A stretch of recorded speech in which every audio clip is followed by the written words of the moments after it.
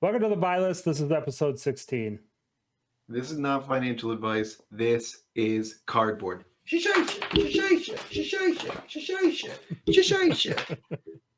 are we talking about this week, Ted? Oh man, so last couple weeks, actually, since maybe the start of the podcast, we've always kind of looked at certain cards on this episode. This week, we're taking a little bit of a deeper dive into Monarch as a whole. This week, we'll be looking at legendaries and the Fable. Next week, we'll again visit some of the Majestics, I think, as a whole set. I know we've probably focused on some of those in the past already, but I think we'll kind of do a more broad stroke and just kind of look at the set in general and how it can be impacted by Dusk Till Dawn. So Might Nate, as well just rename the podcast the Monarch List. I feel like we talk about Monarch all the time. Yeah, Well, man, listen, it's the hot baby. topic. It's the hot topic right now. We're talking about what's hot. Yeah, it's definitely, it's on everyone's mind right now. I think this I think Dusk Till Dawn may have the most hype of any Flesh and Blood set that I can think of. I mean, this 100%. it's pretty crazy. The game's growing, things like that. So starting off here, Nate, with these three legendaries: Valiant Dynamos, Phantasmal Footsteps, and Vestige of Soul. A little bit of a mixed bag here if you look at the prices, huh? Yeah. I mean, let's be real. Ted, you don't know anything about these cards because they Nope. don't say Shadow or Runeblade on them. Yeah. So, listen, I'm going to tell you guys what's in. You know what's in? Footwear. That's what's in. Look at them feet, them phantasmal feety steps. Mm-hmm. Like in them dynamos. Just rugged, like outdoor booties. I think like the cold foot price on the dynos actually, like now that I literally just saw this, that's crazy town. Yeah, for sure. And I think that like we've seen a lot of movement on a lot of these cards. I think it's important to like keep in mind, especially with like footsteps. This is the one I think that has like the most downside risk. Dromai does not really run footsteps right now.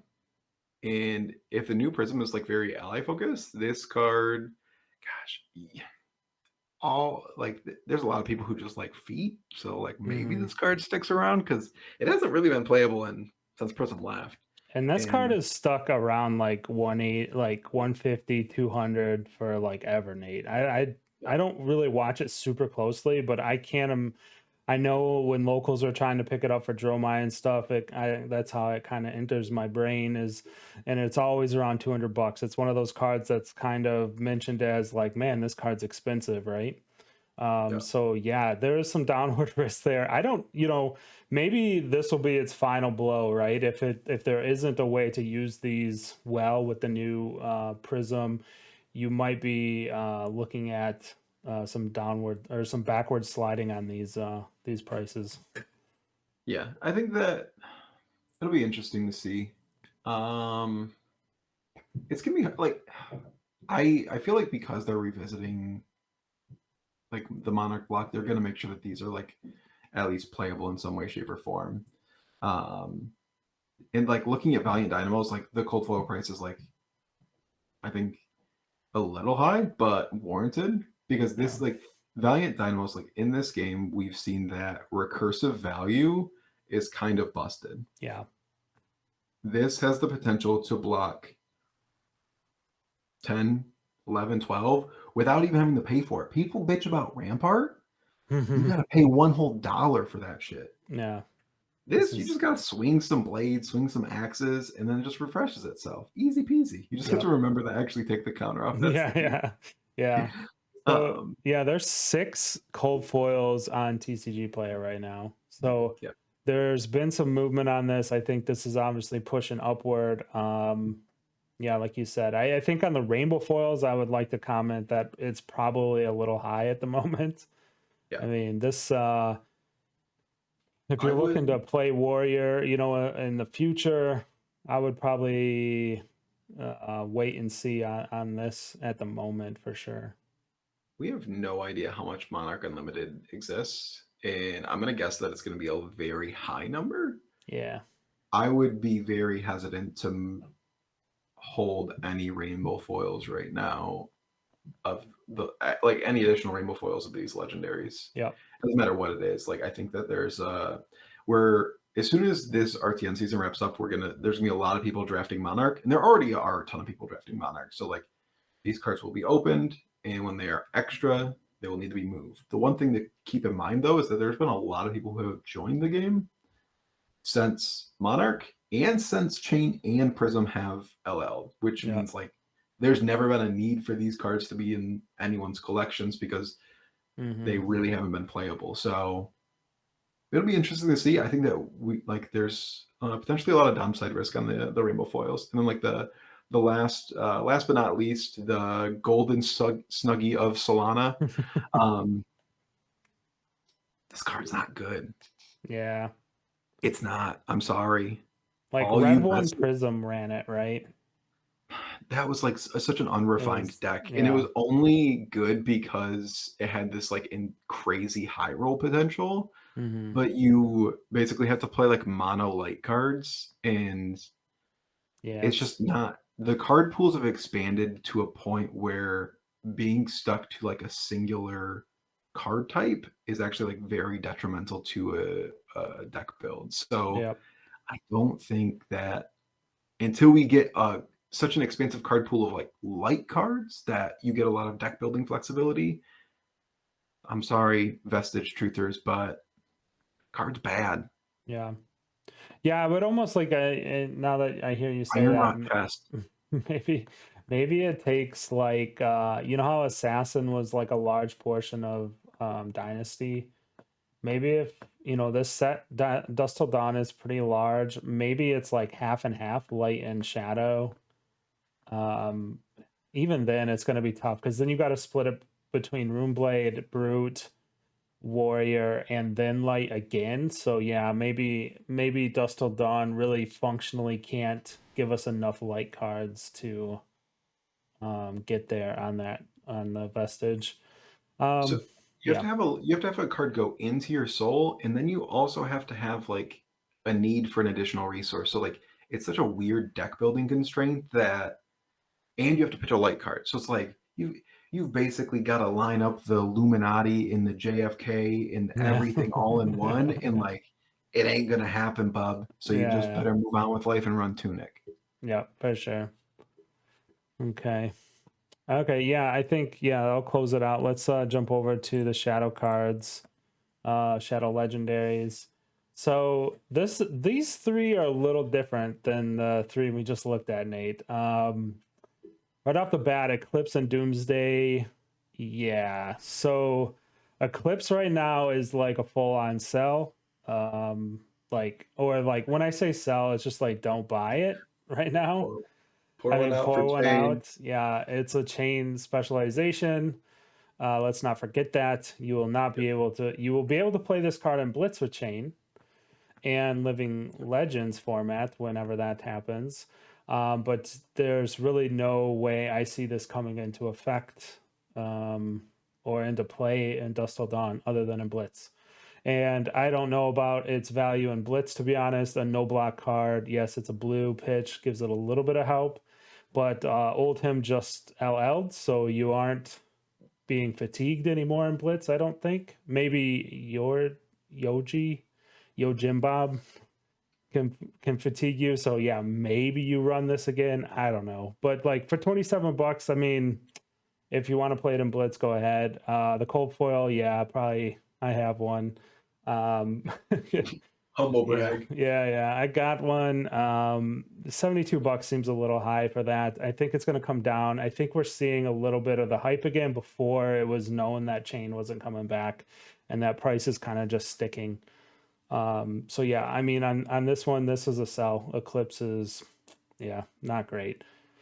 I think the thing about the cold foils though is like Monarch first is super old and it's just like drying up. So like when these cold foils go up, I think it is hard for them to come back down because like Yeah, that's it takes true. people who like want to sell these cards, and like people who are buying the cold foils in Monarch are dedicated flesh and blood players and or people who are masochists I and think, just want to revisit the set that juiced them the most. yeah, I think, yeah, I was just going to go back to that point, Nate, is I think there's a lot of Monarch first sitting on people's shelves, not store shelves or not in a warehouse, where the cost basis on those cases are, oof, yeah, we're a couple years away from that happen getting back anywhere near that cost basis.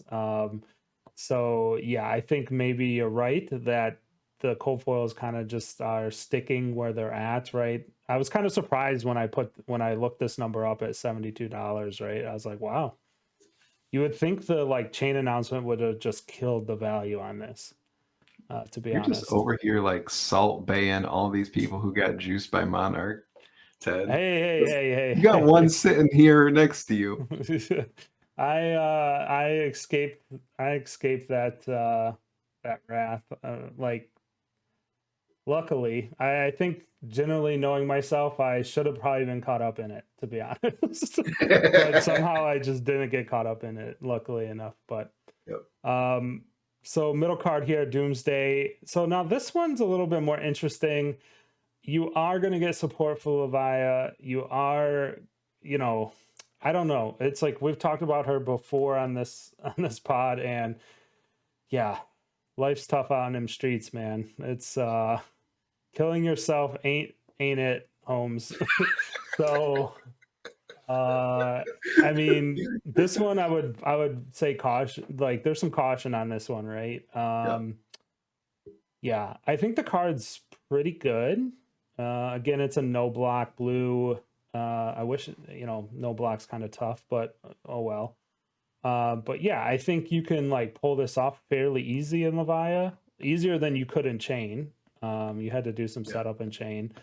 So yeah, I think the card might have some playability, but again, with all these, who knows, right? Yeah, it just depends on how much like support Levia gets and just like how much they try to fix her, right? Do they Azalea fix her where they like give her some card like a Codex that's just nuts? Then maybe she becomes playable, right? I don't know what that card looks like. I'm not, I don't know, but yeah, Codex of Blood Rot. Play Codex of Codex Blood. of Blood Rot. Yeah. You or Blood Debt. Codex of Blood Debt. You play Codex of Blood Debt, and then you swap your hero for Levia, and you actually get Chain, and then you get a hero that's actually good at the game. Yeah, yeah, swapsies. Yeah, I don't know. It would take a lot, but again, I think this card has some value there. $32 again, not too bad if you're looking just to play Levia. She looks interesting. It's a fun hero to play. Her cards are big numbers and generally above rate, but you do kill yourself. So yeah, that's a thing. If you can like Yep. mentally be tough enough to like Yep. let it kill you and just still be happy, then more power to you, man. Like that's great. That ain't me. That ain't me, Yeah. dog. Nope. So yeah. And then we got the last one here, Carrion Husk. Man, look at this thing. Rainbow foil sitting at 181, cold foil sitting at 390. Holy smokes.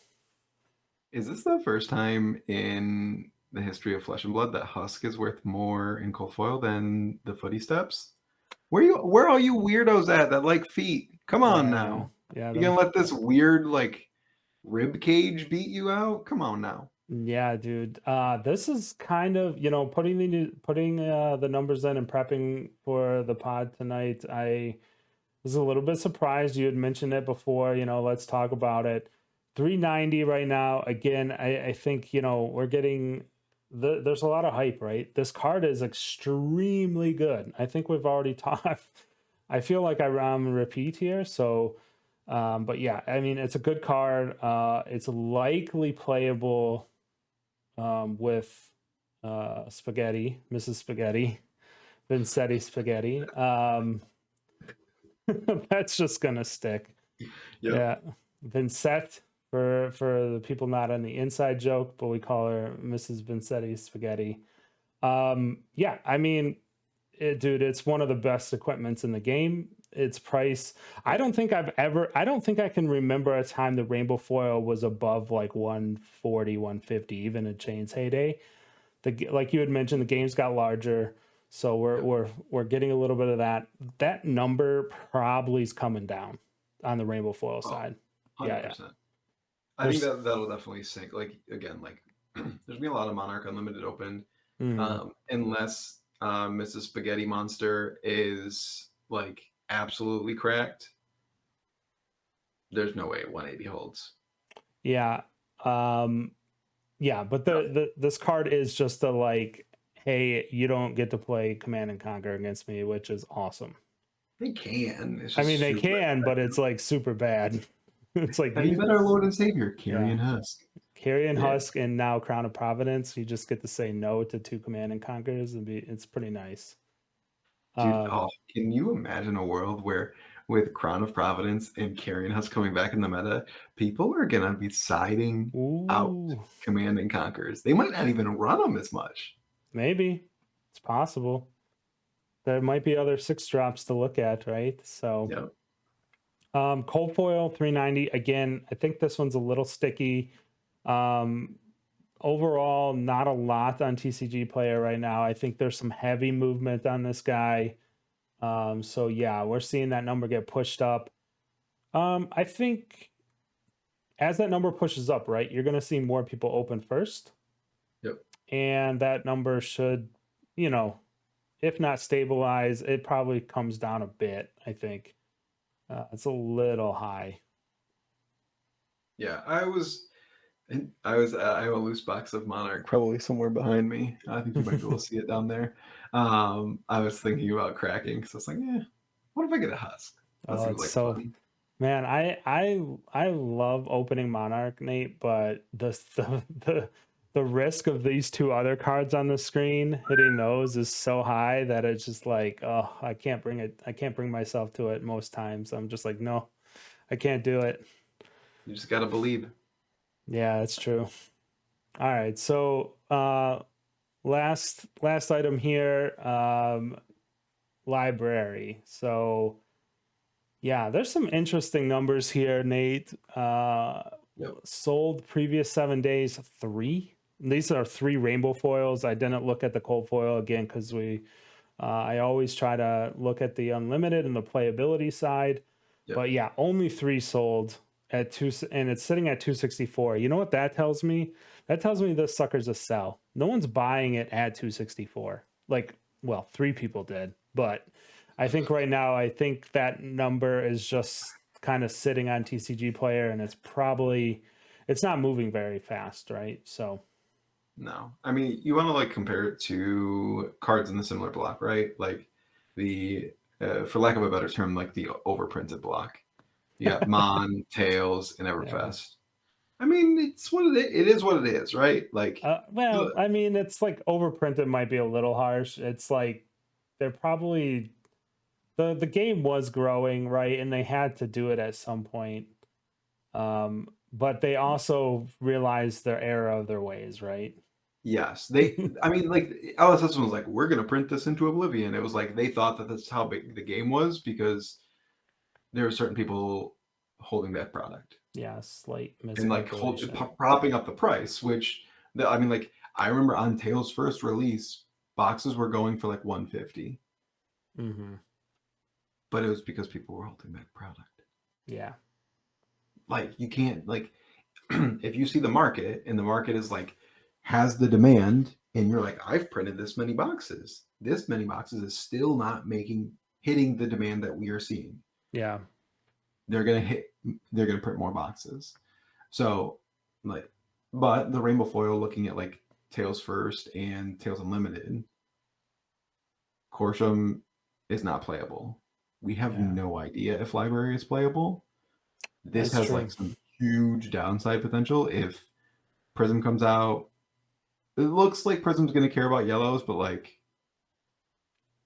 There's no is it worth? guarantee there, right? I mean, I guess you're saying that off of baloney there. She's Yeah, she my baloney.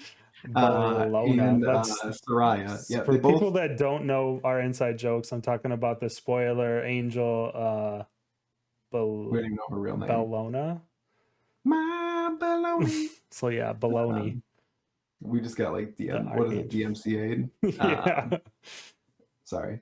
Uh, but both her and Soraya, it costs 2 to attack with them. So, like, it's pretty reasonable to expect that, like, yellows will probably matter, but Mm-hmm. how much do they matter? And does library even make the deck? Because if library doesn't make the deck, library could easily sink to like 100, 150 where it was sitting previously. Yeah, and Um, let's not forget about Prism LL'd on a deck build that didn't run library.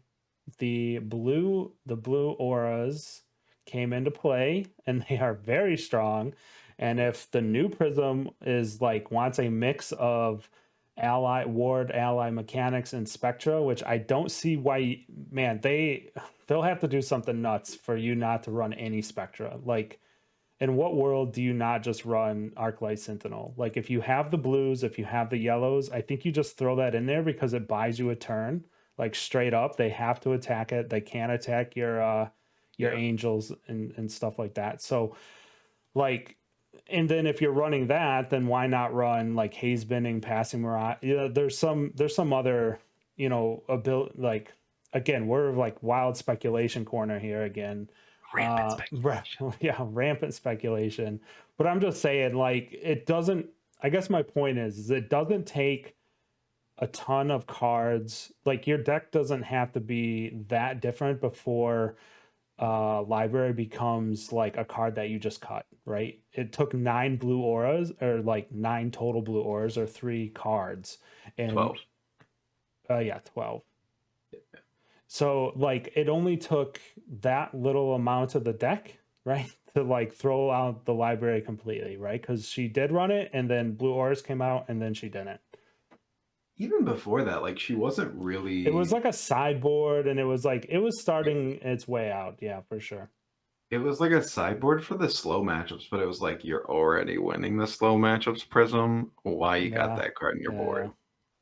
Um, yeah, I think there's like for the cold foil again, like we talked about, like Monarch cold foils have sticking power because I don't think that regardless of what happens in Dust Till Dawn, I don't think the people who own the cold foils are gonna like panic sell at this point. no, you got it, you Um, got it.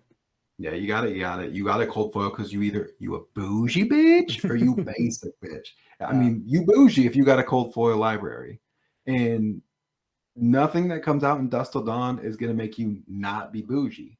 yeah, End of sentence. yeah, yeah. The So the other point here is, I put the graph up there. Haven't even mentioned it yet. You can see that even on the rainbow foil, this is for the rainbow foil, it's coming back down, and you can kind of see where it sat yeah, in the previous, actually back to January. Does it get back to that 100 mark back January 10th? No. We ain't rainbow foil ain't going back there, folks. You missed it. But does it get back to under that 200 mark, just under it? Possibly. I think like MinMax got juiced. I went to their booth in Baltimore and I tried to sell them my extra rainbow foil library for 360, and this was day 2, so this was only like the second day they were set up, and they were like, "We're not buying anymore," because they were Yeah. paying $360, and I was like, "I'll take that action." Shoot, Yeah. someone wanted to give me 240 today. Hit me up. Yeah. Yeah. This library's got your name on it. Yeah. I think they probably set a number right on that buy list. We Oh talked yeah. about it, right? They set a number and they hit it real quick, I bet. Oh, I guarantee they hit it probably the first day, Yeah, for and they sure. probably accidentally went over by 10. Yeah, Yeah, maybe.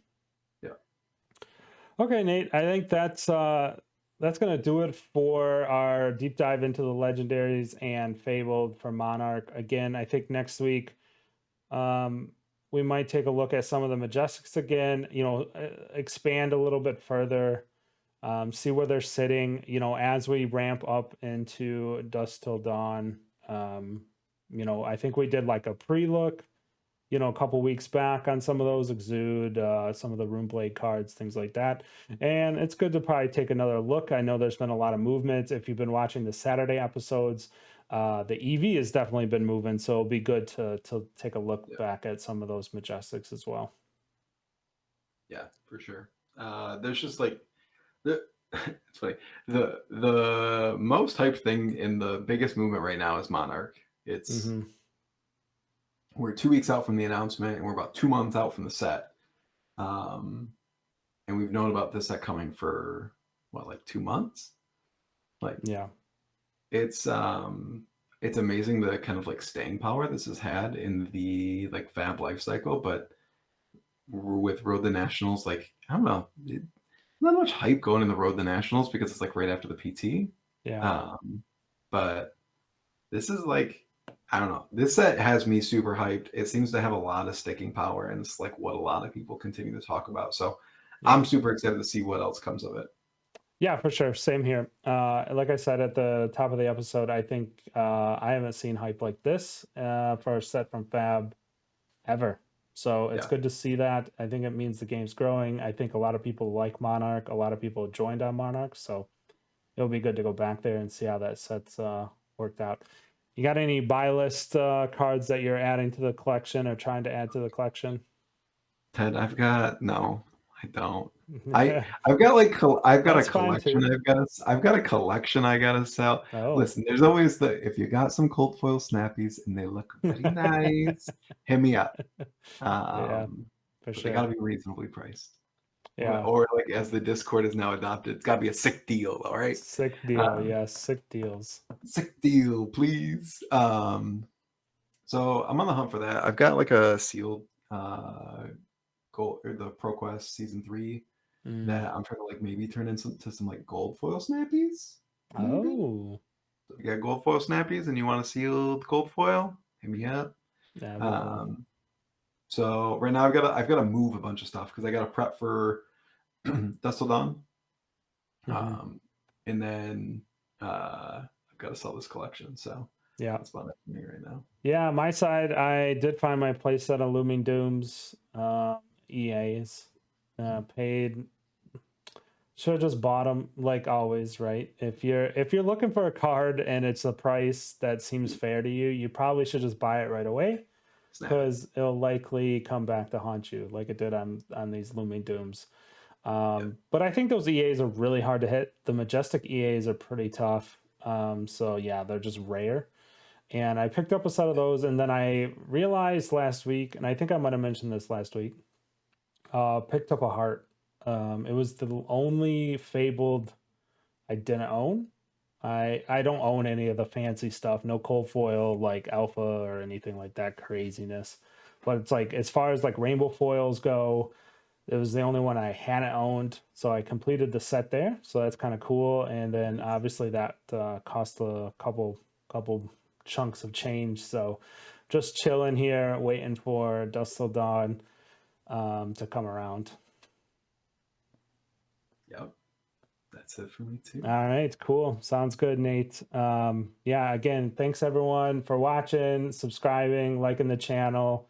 We'll see you on Saturday. Peace. Thanks everybody. Peace out.